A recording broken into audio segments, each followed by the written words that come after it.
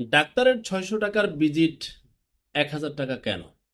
আমি ডাক্তার যারা আছেন তাদের প্রতি সম্পূর্ণ সম্মান শ্রদ্ধা রেখে বলছি, আপনারা অনেক কষ্ট করে পড়াশোনা করে এই পর্যন্ত আসেন। রাগে দুঃখে ক্ষোভে অভিমানে জনগণের অনেক অভিযোগ নিয়ে নানান সময় কথা বলি। আবার আমি কিংবা আমার পরিবারের কেউ যদি অসুস্থ হয়, তখন আপনাদের নিকটে আমার দৌড়াতে হবে। হয়তো বা আপনার সাথে আমার দেখাও হবে, তখন আপনার কাছে খারাপ লাগবে যে ছেলেটা আসলো, ওর পরিবার নিয়ে বাচ্চা নিয়েও আমাদের বিরুদ্ধে কথা বলে। ওইভাবে আপনি দেখেন না। আপনাদেরকে মানুষ অনেক সম্মান করে, অনেক ভরসা করে, ভালোবাসে, কিন্তু আপনারা অনেক সময় নৈতিক জায়গা থেকে সরে যান। তো যে ঘটনাটা বলছি, ৬০০ টাকার ভিজিট ১,০০০ টাকা। একজন রুগী তার একটা চিকিৎসা করাইতে ডাক্তারের কাছে গেলেন, কিশোরগঞ্জ জেলার ঘটনা।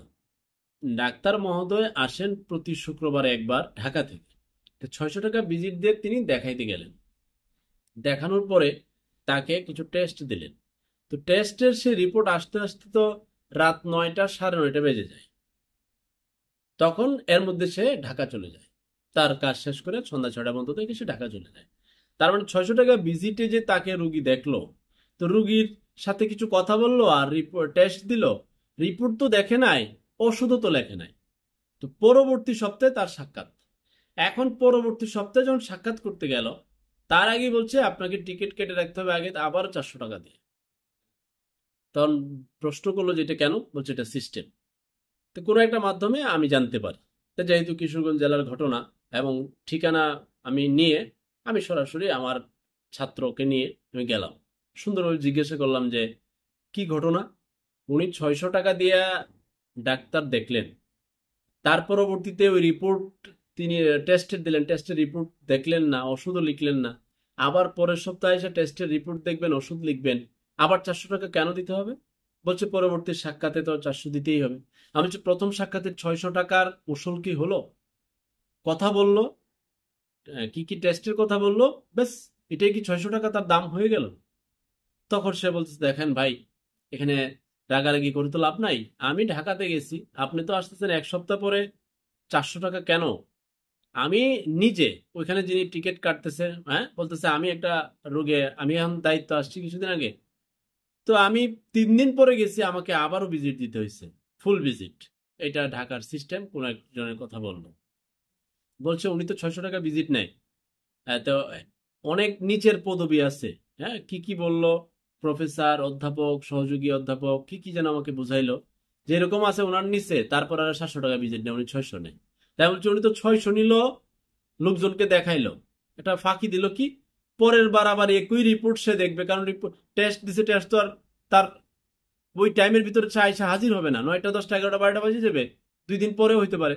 তো পরে আবার ৪০০, তার ভিজিট দাঁড়ালো ১,০০০, তার ভিজিট ৬০০ কোথায়? তার ভিজিট তো ১,০০০ হয়ে গেল। তাহলে এই কামটা কি করলেন আপনারা? বলতেছে এটা তো চলতেছে বাংলাদেশ, আপনি কি করবেন, আপনি খালি এটা ধরছেন, আরো কতটা চলতেছে।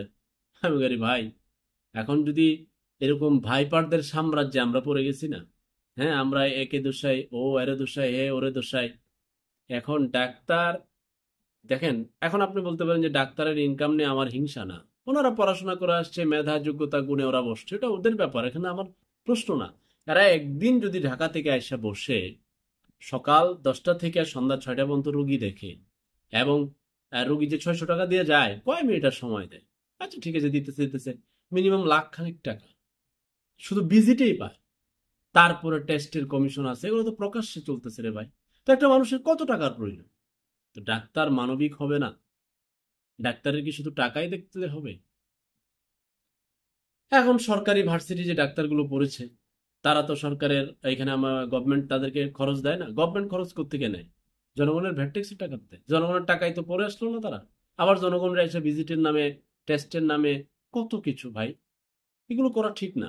ওই দিন আছে ডাক্তার, ডাক্তার প্রাণ গোপাল দত্ত জনাব, তিনি চমৎকার কথা বলেছেন যে তিনি যখন ছাত্র জীবনে পড়াশোনা করেছেন, জার্মানের কথা বলেছেন, যে সেখানে ডাক্তার, রুগী তো আপনি দিয়ে আসছেন, রুগীর সাথে কেউ লাগবে না, ডাক্তার কন্টিনিউ তার সাথে যোগাযোগ করতেছে, চিকিৎসা সেবা দিতেছে।